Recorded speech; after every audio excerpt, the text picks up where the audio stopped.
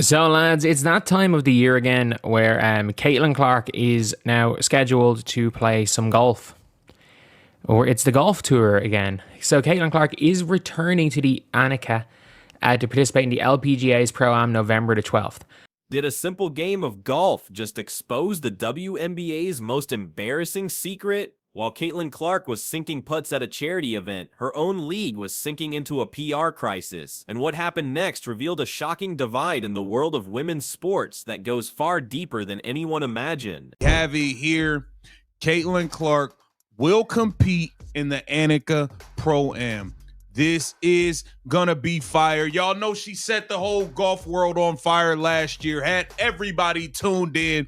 The ratings jumped up crazy. They jumped up. It all started with an invitation that seemed innocent enough on the surface. The LPGA asked Caitlyn Clark to play in their Pro-Am event. But this wasn't just a casual celebrity appearance. It was a calculated, strategic move. The LPGA saw what the WNBA seemingly refused to, a walking, talking marketing phenomenon that could bring an entirely new, massive audience to their sport. And they were about to prove it in spectacular fashion.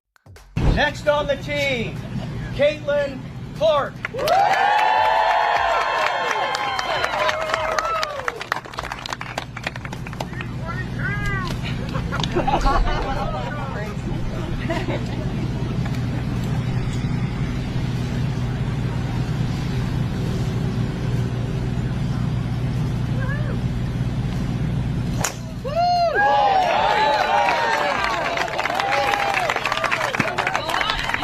What was supposed to be a quiet, low-key golf tournament for insiders turned into a media firestorm overnight. The moment Caitlyn's name was announced, the internet absolutely exploded. Ticket inquiries flooded in, social media lit up, and fans from all over the world demanded to know how they could watch. The LPGA, realizing they had captured lightning in a bottle, quickly changed their entire broadcast plan, all because of one person who doesn't even play their sport. Thank you. Caitlyn Clark brought her golf game to the LPGA Tour today, playing in a Pro-Am that attracted a bigger crowd than the tour often gets. Clark played at the back nine at Pelican Golf Club with Nelly Korda. She's the #1 player in women's golf. But the LPGA's genius didn't stop there. In a move that marketing executives will study for years, they paired Caitlyn Clark with Nelly Korda, the #1 female golfer on the planet. This wasn't a random drawing, it was a marketing masterstroke. They placed the queen of the court right next to the queen of the course, creating a cultural moment so powerful that no one could possibly ignore it. The stage was set for a massive celebration of women's athletics. I wanted to come say hi and introduce myself. I play out here on tour. I'm Maria. Thank you for being out here. It's very cool what you're doing for sports, kicking ass on and off the field. But now, and here's the Caitlyn Clark effect, Morgan, with Maria Fassi and other players out here following. That's good. A lot of fun. Made it easy. Annika, could I steal you for a second? I don't think I'll have like bigger. I can't say bad stuff on TV, but badasses. Once together, we're doing a fun like. Get on that side. There we go. Yeah. I'm next. Yes. 1, 2, 3. Yeah. Hi, Caitlyn. Ewing. Nice to meet you. I said it, the buzz from the players Over here, so I'm distracting you. for weeks No, y'all are trying to get has finished. been huge. Somebody take this picture. By the way, Allie, an outstanding Yeah, let's do point it. guard in her own right in Fulton, Mississippi. All-state. And as the entire golf world celebrated, the WNBA went completely chillingly silent.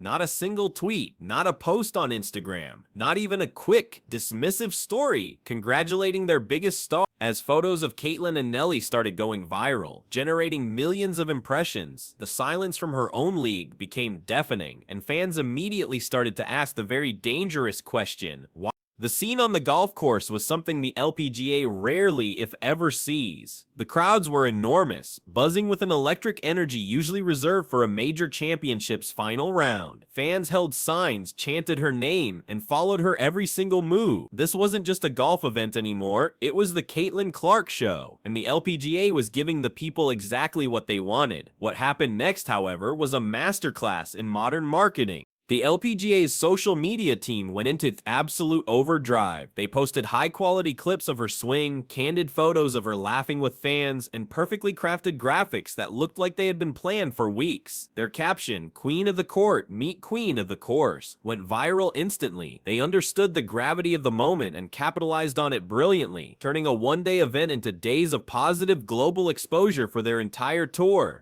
But this wasn't just a simple oversight by the WNBA, it was part of a deeply disturbing pattern. This deafening silence echoed the league's bizarre hesitation from the very beginning of the season. Remember how they seemed to bury her highlights behind less popular content? How the commissioner had to walk back comments about not centering the league on one player? The WNBA has been treating Caitlyn Clark's fame like a problem to be managed, not a priceless gift to be embraced. This event created a stunning, almost unbelievable side-by-side comparison. On one hand, the LPGA rolled out the red carpet, treating Caitlyn like the global icon she is, and celebrating her presence. On the other, the WNBA's silence felt cold, calculated, and dismissive, fueling the dark narrative that the league's establishment actively resents her spotlight. This stark contrast was not lost on the fans.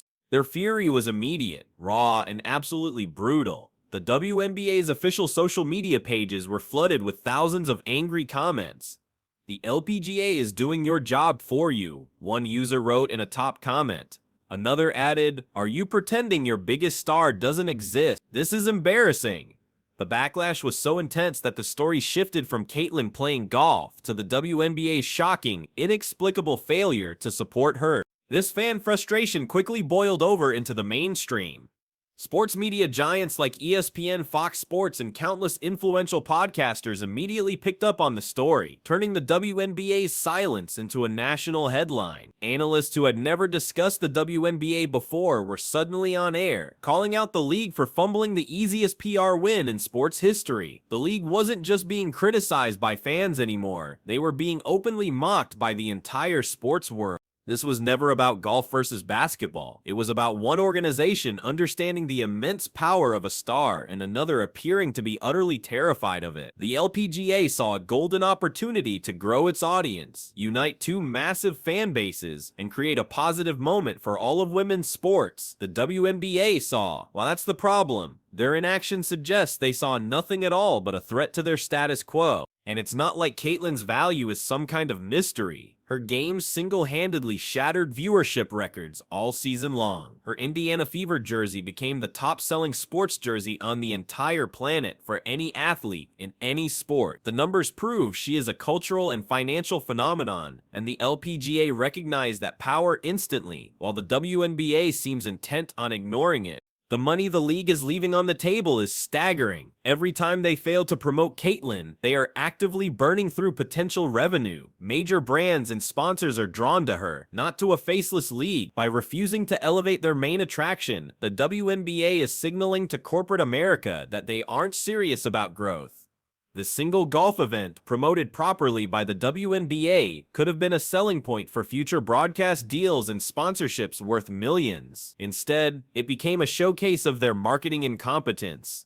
The image of Caitlyn Clark and Nelly Korda walking the fairway together became deeply symbolic. It represented a powerful, effortless unity in women's sports, with the best of one sport celebrating the best of another. It was a moment of pure crossover magic, the kind of thing marketing teams dream of, and it happened completely outside the WNBA's ecosystem. That viral moment of respect, the two of them smiling, sharing advice, and genuinely enjoying each other's company, was something fans have been desperately craving. It was a stark contrast to the ugly narrative of jealousy and overly aggressive fouls that has plagued Caitlyn's rookie season. The LPGA showed the world what supportive, healthy sportsmanship looks like, making the WNBA's internal drama look even more toxic. This exposed just how much the WNBA is missing, not just in marketing, but in culture. Caitlyn's humble, funny personality was on full display. She joked about her golf skills and spent countless moments taking selfies with fans. She was a marketing goldmine, generating endless positive content that the LPGA happily shared. The WNBA, meanwhile, stayed quiet, missing yet another golden opportunity to showcase their stars' incredibly likable and marketable personality. And through it all, Caitlyn herself remained a silent professional. She never once complained about the lack of support. She didn't subtweet her league or give passive-aggressive interviews. She just showed up, smiled, performed, and represented women's sports with pure class. Her poise in the face of this internal chaos only makes her look more like a true superstar, and it makes the league's inaction look even more petty and foolish. This wasn't just a mistake, it was a self-inflicted PR disaster of epic proportions. All the WNBA had to do was press retweet. A single post saying, "Go get him, Caitlyn," would have been enough to quell the storm. Instead, their silence made them look petty, out of touch, and worst of all, completely ungrateful for the millions of new eyes she brought to their league. And fans are now connecting the dots to a larger, more sinister pattern of disrespect.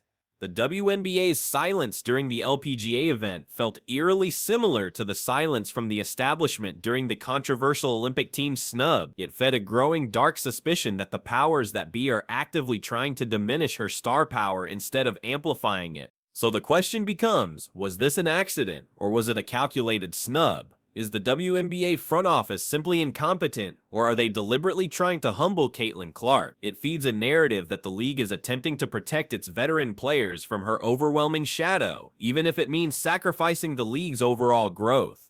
It suggests a poisonously political internal culture that prioritizes feelings over progress. This puts the entire situation into a new light. One sports analyst summed it up perfectly. The LPGA treats Caitlyn Clark like the superstar asset she is. The WNBA treats her like a PR liability they have to solve. That single sentence exposed the entire rotten issue. To one league, she's an asset to be showcased. To the other, she appears to be a threat to be contained. It paints a tale of two commissioners. You can imagine the LPGA's leadership celebrating the viral buzz and new fans. Meanwhile, WNBA Commissioner Kathy Engelbert has spent the season making cautious statements, often trying to balance celebrating Clark with appeasing the veterans. This incident made the LPGA look bold, modern, and ready for growth, while the WNBA looked hesitant, defensive, and stuck in the past. This entire episode should have been a massive, blaring wake-up call for the WNBA. It was a clear warning shot fired from another league. If you don't celebrate your own stars, another organization will gladly do it for you and steal all the positive attention, along with your potential fans. The LPGA didn't just host Caitlyn Clark. They exposed a massive, fatal crack in the WNBA's foundation.